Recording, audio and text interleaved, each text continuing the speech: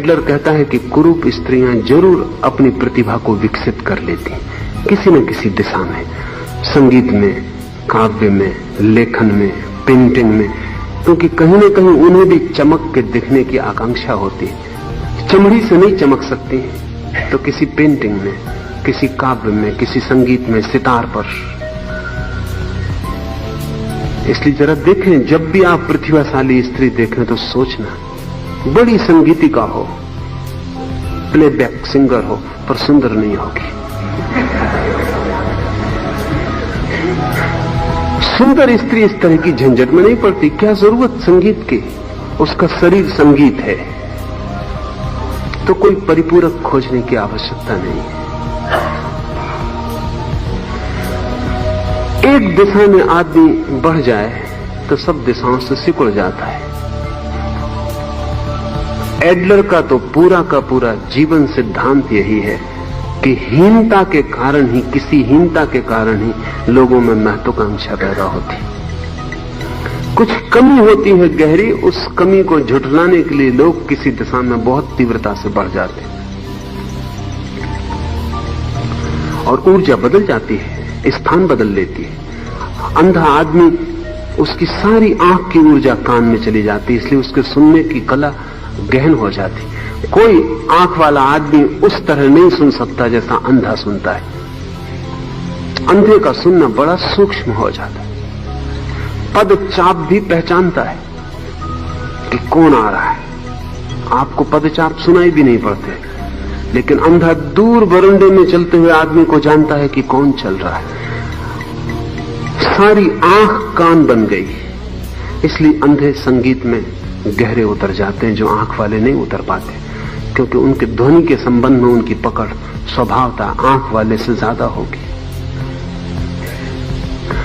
Helen Keller अंधी है, बहरी है, गूंगी है, तो उसका सारी जीवन ऊर्जा उसके हाथों में उतर आई। वो जिस भांति से छूती दुनिया में कोई आदमी नहीं छू सकता, क्योंकि हाथ से उसको आंख का भी काम लेना है, हाथ से उसे कान का भी काम लेना है, हाथ से उसे मुंह का भी काम लेना है, हाथ से उसे सारा काम लेना है। तो 10 वर्ष पहले आपके चेहरे को छू कर देखा हो और 10 वर्ष बाद आपको देखेगी तो पहचान लेगी और कहेगी कि आपका स्वास्थ्य कुछ पहले जैसा नहीं रहा, कुछ अस्वस्थ मालूम होते, कुछ देह जीर्ण हो गई, ये वृद्ध हो गए। 10 वर्ष पहले की स्मृति अंगुलियों में है और उसके स्पर्श से जैसी विद्युत बहती है वैसे किसी व्यक्ति के स्पर्श से नहीं बह सकती, क्योंकि सारा जीवन सिकुड़ के हाथों में आ गया, वही उसकी सब इंद्रियां हैं। तो जीवन ऊर्जा एक दिशा में बहनी शुरू हो जाती तो दूसरी तरफ से सिकुड़ आती, दूसरी तरफ मार्ग न मिले तो किसी एक दिशा में बहनी शुरू हो जाती। एक बात स्मरणीय है कि आप कभी भी ऐसी अवस्था में न पहुंच सकेंगे जहां तुलना से पीड़ा ना होगी ही, और जितने ज्यादा आप बढ़ जाएंगे किसी दिशा में उतनी ही ज्यादा पीड़ा होगी, क्योंकि उतनी ही दिशाओं में आप क्षीण हो जाएंगे। एक ही उपाय है जिसे सुख चाहिए हो कि तुलना छोड़ दे, तुलना का त्याग कर दे, दूसरे से अपने को तौले ही नहीं। तौलने की दृष्टि ही भ्रांत है।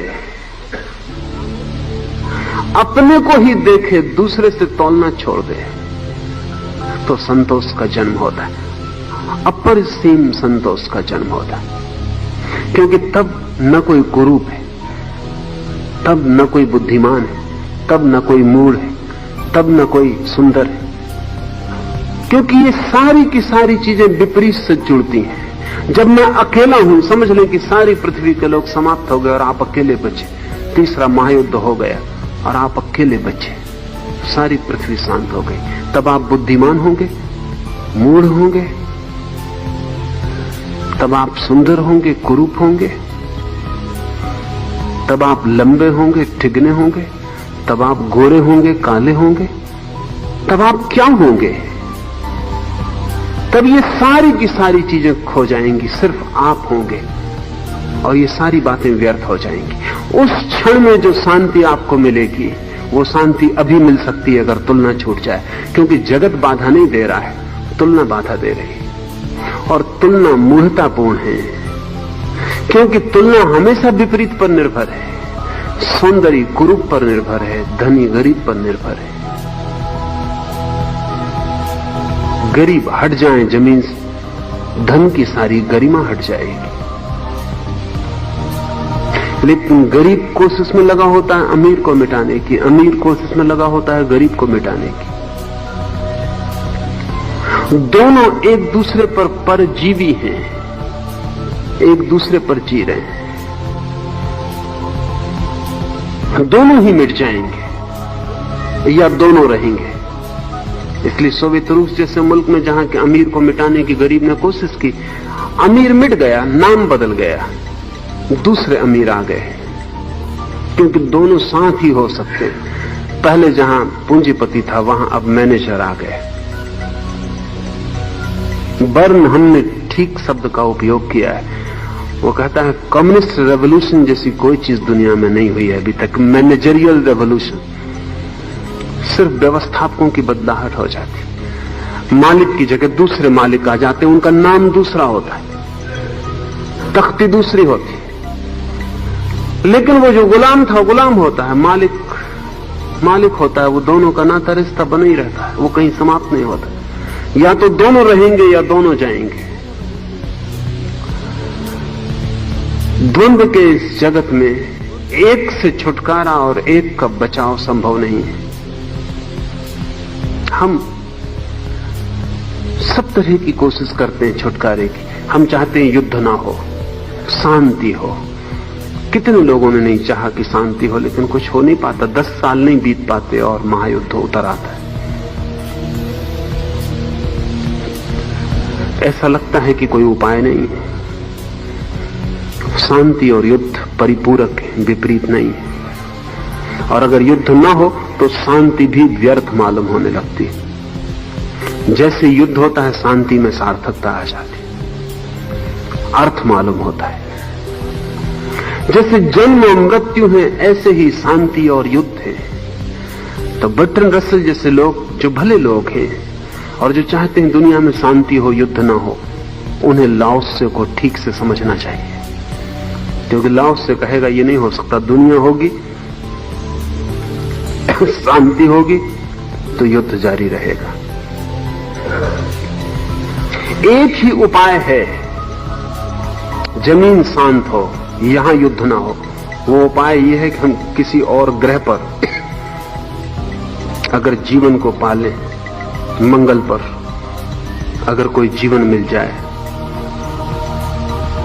और प्लेनेटरी युद्ध छिड़ जाए कि मंगल से पृथ्वी का संघर्ष होने लगे, तो पृथ्वी पर युद्ध बंद हो जाए, फिर पाकिस्तान हिंदुस्तान के लड़ने का कोई अर्थ नहीं रह जाए। क्योंकि बड़े दुश्मन के मुकाबले हमें इकट्ठा हो जाना पड़ेगा। ऐसा अभी भी होता है। हिंदुस्तान पाकिस्तान लड़ते हैं तो गुजराती और मराठी का युद्ध समाप्त हो जाता है, वो इकट्ठे हो जाते हैं।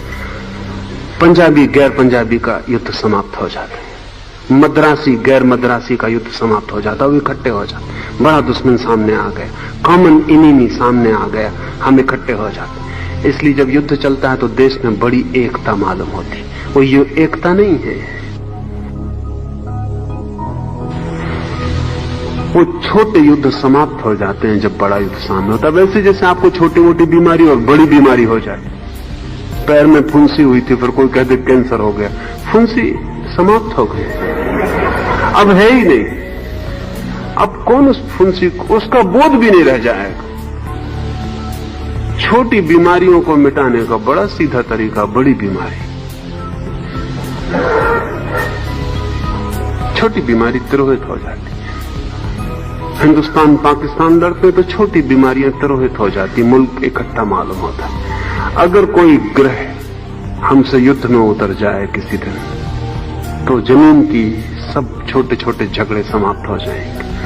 तो रूस और अमेरिका एक हो सकते हैं, तो चीन और भारत एक हो सकते हैं, कॉमन इनिमी आ गया। लेकिन युद्ध नए स्तर पर शुरू हो गया। शांति है तो युद्ध होगा। इसलिए गीता का संदेश बहुत लोगों को समझ में नहीं आता कि आखिर कृष्ण इतना जोर क्यों दे रहे हैं कि तू लड़।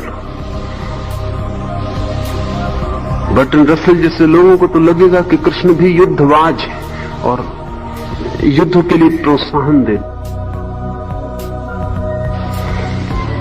वो छोटे युद्ध समाप्त हो जाते हैं जब बड़ा युद्ध सामने होता है। वैसे जैसे आपको छोटी मोटी बीमारी और बड़ी बीमारी हो जाए, पैर में फुंसी हुई थी, फिर कोई कहते कैंसर हो गया, फुंसी समाप्त हो गई, अब है ही नहीं। अब कौन उस फुंसी को, उसका बोध भी नहीं रह जाएगा। छोटी बीमारियों को मिटाने का बड़ा सीधा तरीका, बड़ी बीमारी, छोटी बीमारी तिरोहित हो जाती। हिंदुस्तान पाकिस्तान लड़ते तो छोटी बीमारियां तिरोहित हो जाती, मुल्क इकट्ठा मालूम होता है। अगर कोई ग्रह हमसे युद्ध न उतर जाए किसी दिन, तो जमीन की सब छोटे छोटे झगड़े समाप्त हो जाएंगे। तो रूस और अमेरिका एक हो सकते हैं, तो चीन और भारत एक हो सकते हैं। कॉमन एनिमी आ गया, लेकिन युद्ध नए स्तर पर शुरू हो गया। शांति है तो युद्ध होगा। इसलिए गीता का संदेश बहुत लोगों को समझ में नहीं आता कि आखिर कृष्ण इतना जोर क्यों दे रहे हैं कि तू लड़। बर्टन रसेल जैसे लोगों को तो लगेगा कि कृष्ण भी युद्धवाज है और युद्ध के लिए प्रोत्साहन देते हैं, लेकिन कृष्ण की समझ वही है जो लाओस से की है। जब शांति है तो युद्ध होगा। युद्ध से छुटकारा नहीं है, उसे स्वीकार करना पड़ेगा। और अगर पूरी तरह से स्वीकार कर लिया तो युद्ध की जो बोझ है युद्ध का, वो विनष्ट हो जाता है और युद्ध के मध्य से भी शांति का मार्ग खोजा जा सकता है। युद्ध के बीच से, युद्ध की आग के बीच भी कोई शांत रह सकता है और ध्यानस्थ रह सकता है। स्वीकार कर ले दोनों। तो गीता का पूरा संदेश इस बात का ही है कि शांति और युद्ध में तू चुनाव मत कर। जो भाग्य है, जो नियति है, जो हो रहा है, उसके साथ तू जुड़ जा और तू कोई फल की आकांक्षा मत कर। तू सिर्फ मान के निमित्त है और जो हो रहा है उसे हो जाने दे। तू कोई चुनाव मत कर। आज चुनाव का ये दृष्टिकोण तभी निर्मित हो सकता है जब हम विरोध को विरोध न समझें, परिपूरक समझें। उच्चस्थ जन आधार के लिए निम्नस्थ पर निर्भर है। यही कारण है कि राजा और भूमिपति अपने को अनाथ, अकेला और अयोग्य कहते हैं। ये थोड़ा समझने जैसा है। सम्राटों को सदा अकेलेपन का अनुभव होता है, धनियों को अकेलेपन का अनुभव होता है। ऐसा अनुभव गरीबों को नहीं होता, लोनलीनेस का। अपने महल के शिखर में वो अकेले रह जाते। अब ये मनुष्य की बड़ी विडंबना है कि पहले आदमी पूरी कोशिश करता है कि मैं सबसे ऊंचा हो जाऊं, लेकिन सबसे ऊंचे होने में वो अकेला भी हो जाता है, क्योंकि सब नीचे छूट जाते हैं, कोई संगी साथी नहीं रह जाता। जब अकेला रह जाता आदमी, तब उसको पीड़ा शुरू होती है कि मैं बिल्कुल अकेला हूं, कोई नहीं जिससे मैं बात कर सकूं, कोई नहीं जिससे मेरा प्रेम हो सके, कोई नहीं जिससे मेरी मित्रता हो। और तब अकेलापन सालता है और दुख देता है। और सारे लोग इस कोशिश में लगे रहते हैं कि उस शिखर पर पहुंच जाएं जहां हमारे बराबर कोई भी ना हो, तो फिर आप अकेले हो ही जाएंगे। अकेले होने की किसकी तैयारी नहीं है और अकेले होने की सब कोशिश में लगे हैं। इसलिए धनी आदमी अपनी सफलता के चरम क्षण में पाता है कि असफल हो गया, क्योंकि संबंध ही टूट गया सब उसका। अपना कोई भी ना रहा, धन रह गया, सिर्फ उसके ढेरी पर धन की एवरेस्ट की ढेरी बन गई, उसके ऊपर वो अकेला रह गया। प्रसिद्धि यश के शिखर पर आदमी पाता है कि सब व्यर्थ हो गया, क्योंकि बिल्कुल अकेला हो गया। हिटलर या मुसोलिनी जैसे व्यक्तियों से अकेला व्यक्ति खोजना मुश्किल है, बिल्कुल अकेले हो गए। और तब अकेलापन सालने लगा कि अब कोई संगी साथी नहीं है। जीवन का सारा रस संगी साथियों के साथ जुड़ा है। हम जितने ज्यादा लोगों के साथ साझेदारी में हो सके, हमारी भावदशा जितने लोगों में प्रवेश कर सके और जितने लोगों का प्रवाह जीवन का हम में आ सके, उतना ही आपको अच्छा लगेगा, सुखद स्वस्थ मालूम पड़ेगा। जितने आप अकेले होते जाते हैं उतनी जड़ें उखड़ती जाती हैं भूमि से। समाज भूमि है और हर चेतना जो आपके आसपास है इतनी दूर नहीं है जितना आप सोचते हैं जुड़ी है।